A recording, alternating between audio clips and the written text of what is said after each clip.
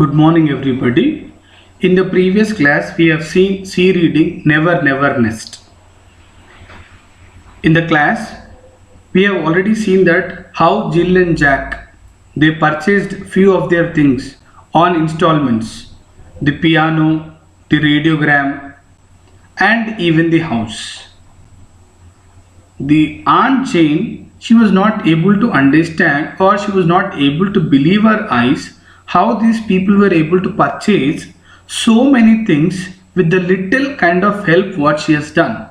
At the time of marriage, Aunt Jane has given them only 200 pounds, which is a very little sum of money. And with this very little sum of money, they were able to purchase a villa, a house, a piano, a radiogram, and even a car. She was not able to believe it, how these people were able to manage their expenses. So Aunt Jane asked Jill and Jack, is that car yours? And they say, yes, exactly, it's our car. And how much part of the car is yours? Aunt Jane asked. Because as these people were getting everything on installment, they are not even, they don't even own one thing as their complete property. Neither the piano, neither radiogram, or the car, or the villa. Every month they are paying installments, and they were not able to clear at least one particular thing amount completely. So she was asking how much part of the car belongs to you. And Jill says that the steering wheel and one of the two tires. Okay, two tires were there. In that, one tire belongs to Jill and Jack, and the two cylinders. Okay, what the wonderful thing they feel that is, though they have paid few installments, they feel very happy and they back up themselves that the car belongs to them, knowing that the complete car doesn't belong to them because it is still under installment, for which they have to pay the amount every month until the entire installment is cleared. And Aunt Jane says that I don't find anything interesting in your house.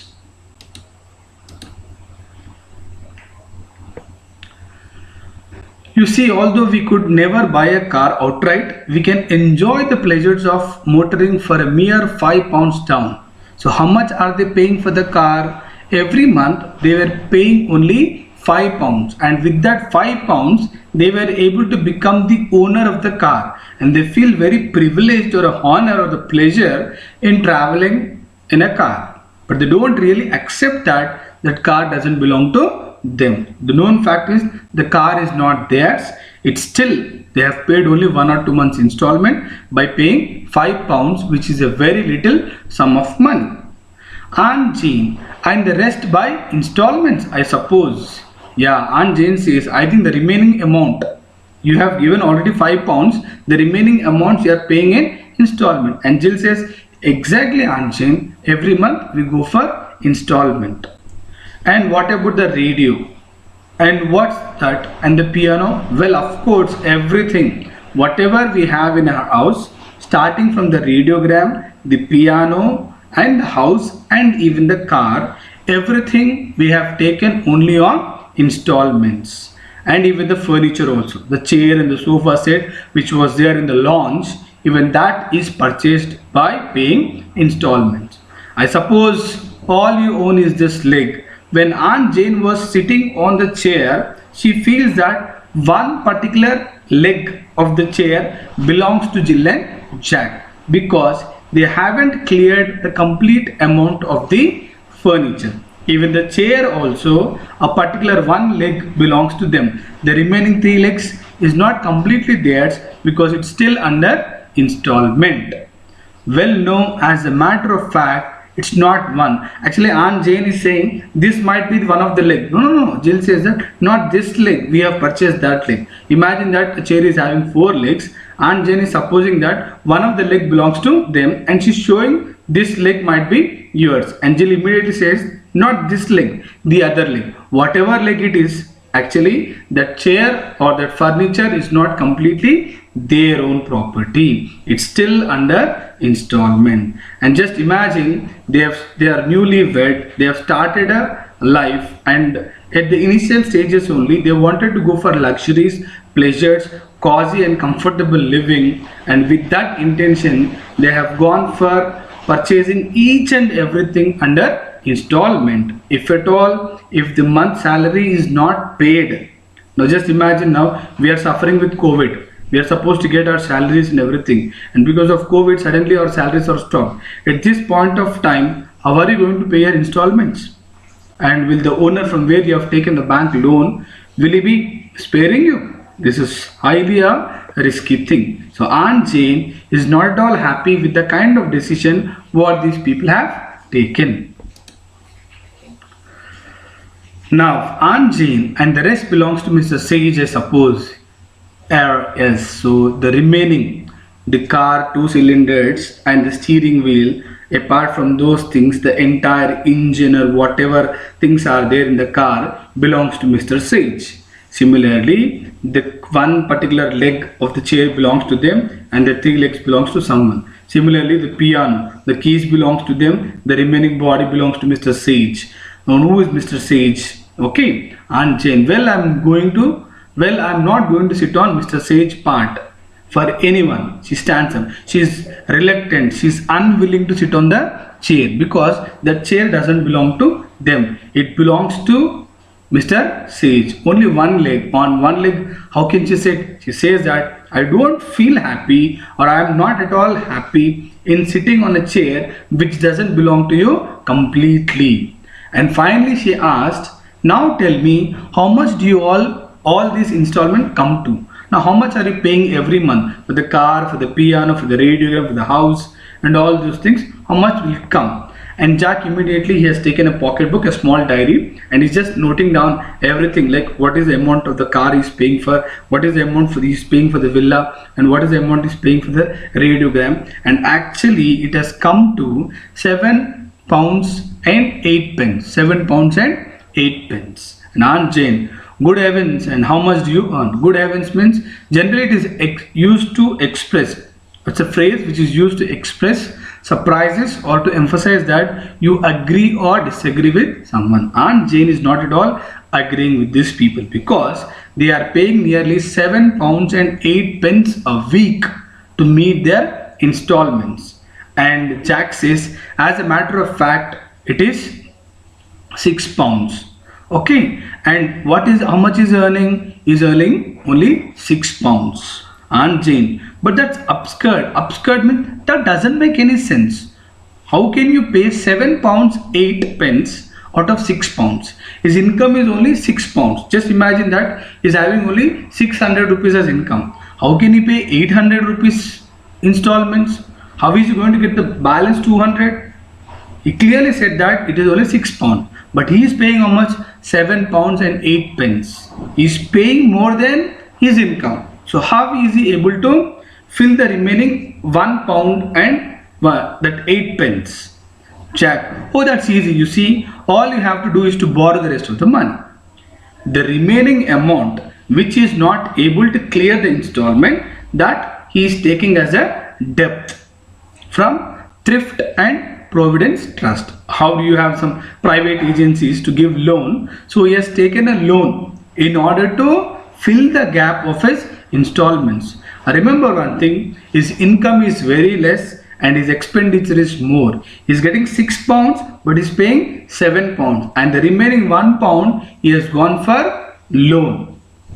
Now how do you think that he is going to meet all the expenses of his family? And Aunt Jane was completely, she was struck what a kind of life these people are leading. Chill. They're only too glad to loan you an amount like not of it. It was a small interruption. So they are only too glad to loan you any amount like on note of hand alone. So they are ready to give this Thrift and Mr. Sage, they are already ready to give any amount of money. But when you just go for a loan, when you don't have proper income, how are you going to repay it? That's a big challenge. And Aunt Jane, and how do you propose to pay that back? And Jack says, oh, that's easy too. You just pay it back in installment. Oh my god. He is taking the debt from some person. And to clear the debt, he is taking from some other person and paying this previous one. Already he is not fulfilling his expenses. To fulfill his expenses, he has gone for a loan. And in order to clear this loan, he has taken a loan from other thing. It has completely become a mess up. Installments. She claps her hand to her forehead and sinks back weakly into the chair. She was very disappointed. She was not, most of her, elderly people do, keep on hitting like this. She was about to hit her hand on the forehead and she sinks back. I mean, she's completely, depressed or disappointed by looking at the condition of how they have gone into more debts because of installments. She just wanted to relax on the chair, but immediately she feels that that chair doesn't belong to the Jill and Jack. She immediately gets up by making a little squeak. I mean a quick sound. No, I will not sit here like that. Jack, Aunt Jane, is anything the matter? You were about to sit on the chair and immediately you got up like this. What has happened to you? Would you like to lie down? Do you want to have a rest by sleeping? Aunt Jane says, lie down. Do you suppose I am going to trust myself in a bed that belongs to Mr. Sage or Marx or Spencer or somebody? So she is saying that this particular chair is not yours, this particular bed is not yours. This bed may belong to Mr. Sage or Mr. Mark or Spencer or somebody else. I am going to go to my home. I don't want to stay here at all because you people don't own at least one thing in this house as yours. And my god, your income is very less, your expenses are more, and in order to fulfill your expenses you have gone for a debt by taking a loan, and in order to clear this loan you have taken one more loan. This is really ridiculous. I will not spare such a kind of living. Jill. And Aunt Jane says, I am going to go back to my home. And Jill says, oh, must you really go? Do you really want to go to home? Aunt Jane, I think it would be better if I go to home. And Jack, I will drive you to the station. I will take you in my car to the station. Come on, Aunt Jane, get into my car. And Aunt Jane, travel in your car. That car, only the steering and the two tires belongs to you. The remaining cylinder, engine and other parts of the car is not yours. Okay? And two, thingmas. Thingmas means the things, the other parts. It doesn't have a meaning, but just when you don't get a word, they use it. Thingmas. So no thanks. I will take the bus. I will better go in a RTC bus. But I will never get into a car in which one steering and one tire is yours. Okay? She's very, pathetic. She feels very sad about their situation. And Jack says, well, of course, if you feel like that, you can. Okay, if you feel like to go in a bus, you can go, Aunt Jane. And Aunt Jane, relenting a little, she was just hesitating to act in a very less severe way. Someone allow something that you had refused to allow before. She was not interested. She was not willing. But see, now, I'm sorry if I sounded rude. Now I'm going to speak something rude. But really, I'm shocked to find the way you are living. I'm completely struck. I'm completely disappointed or shocked to see the way you are leading your life. I have never owed a penny in my life cash down. I did not go for debt in my life any time. Whatever I have purchased with my earning. My motto, okay, that is, and I want you to do the same. My motto is that I should never go for installments and I should never go beyond my income. But I want you people to do just like me because you are just building a family. You are just building a nest. It's time that you just keep full stop to all this stupid nonsense of taking installments and having a mental torture. Suddenly, if you are out of your job and you will be on the streets, at least now, please realize yourself and what she has done. I want you to do the same. Whatever I am doing, earn the money and purchase the things, and don't spend anything lavishly. Okay, don't have a don't be like extravagant, spending what then which is required. Okay, so she opens her handbag and now she gives a check. Okay, and suppose you take it and pay off just your bills, so that you can say that one thing at least really belongs to you. Now take this check out of sympathy, okay, out of pain in my heart. I'm giving you this check, and take this check and see that at least one thing belongs to you. At least pay the installment of at least one thing of your house, and be proud that one particular thing completely belongs to you. Okay, Jill awkwardly, thank you. She's not feeling comfortable. She's trying to realize that they have done a mistake. It's very nice of you. Thank you, Aunt Jane. You're giving us 2000. Aunt Jane patting her arm. Now I must be going. I just wanted to leave. Jack, I will see you at the bus anyway. So he says, I'll drop you at the bus station. Jill says, goodbye, Aunt Jane, and thank you so much for the present. Aunt Jane has given a check for them, and Jill, the wife of Jack, is saying thanks. Kissing her hand, goodbye, my dear. Aunt Jane says goodbye to Jill. She and Jack goes out. Aunt Jane and Jack went out. Okay, and Jill looks at the check and exclaims. She was shocked. She was surprised. £10. Then she hurries to the table, addresses an envelope, endorses the check and slips it inside the bill, which she takes from the bag and seals the envelope. Immediately she has seen £10. She felt very happy. She took that £10 check. She assigned it to someone, kept it in an envelope and just covered it. And then she rings the bell. She just gave the calling bell and the nurse came in with the baby in her arms. The baby belongs to Jill and Jack. Jill, oh nurse, I want you to run and post this for me. Just go and post this letter. This is not letter, this is an envelope in which £10 check is endorsed to someone. Okay, I will look after the baby while you are gone. Okay, when you go for posting this envelope, I will take care of my baby. You please go and post this particular envelope. And nurse says, certainly madam. She hands the baby to Jill, takes the letter and goes away. Nurse takes the envelope and goes away. A seconds later, Jack comes back. Okay, he went to give send off to Aunt Jane. Now he's back. Let's see what happened further. Well, she's gone. Jack says, Amma, Aunt Jane has gone. What a tartar, yeah, what a disturbance. She's keeping on giving moral, ethics, all those things. She was keeping on, brainstorming all those things, which I don't like. Still, she did leave us a bit on account. How much was it? I think while she was saying goodbye to us, she has given us some check, some amount. Can you please tell me how much is that amount? And Jill says, £10. And Jack with a whistle, he gives a whistle, phew, excitement. That's great. We can pay off the next 2 installments of the car. And that car they have purchased for £5. They are paying the installment of £5. Now £10 means 2 months they can pay for the car. Okay, he's feeling great. Amma, thank God. For 2 months, I'm going to clear the installment of the car. This is going to be sufficient to pay the installment of the car. And Jill says, I'm afraid we can't. Oh my dear Jack, we can't do that. You know why, Jack?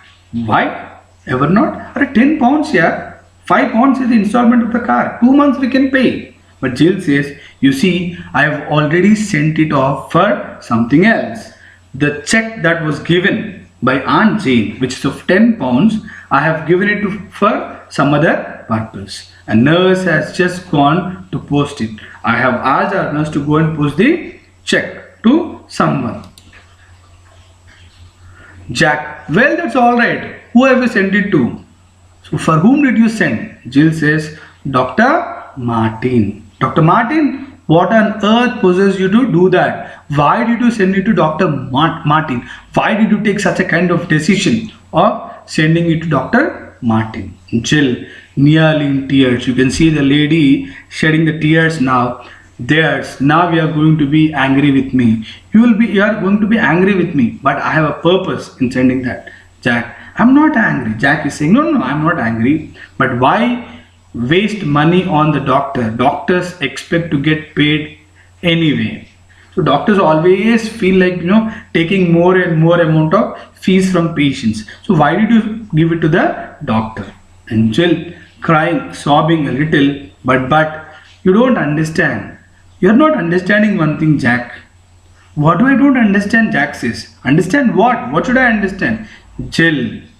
Why just one more installment? And the baby really she is holding out the infant a little pathetically as we black out. As we black out means as we go out from the show or from the stage.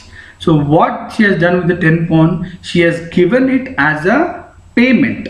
I mean, when this infant was born, they did not pay the hospital bill.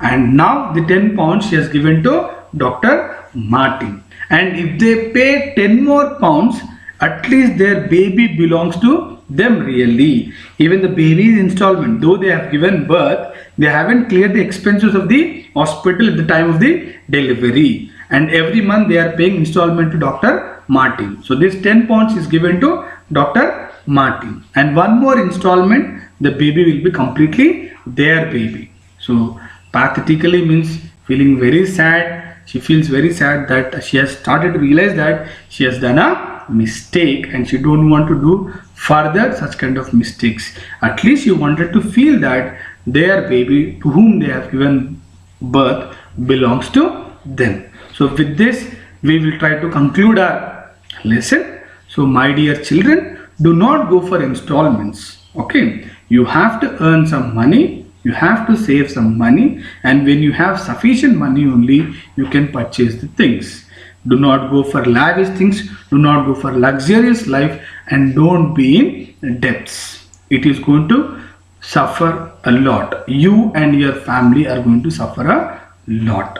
Okay, young generation should not do such kind of things. With this, I conclude my lesson. Have a wonderful day. Thank you very much.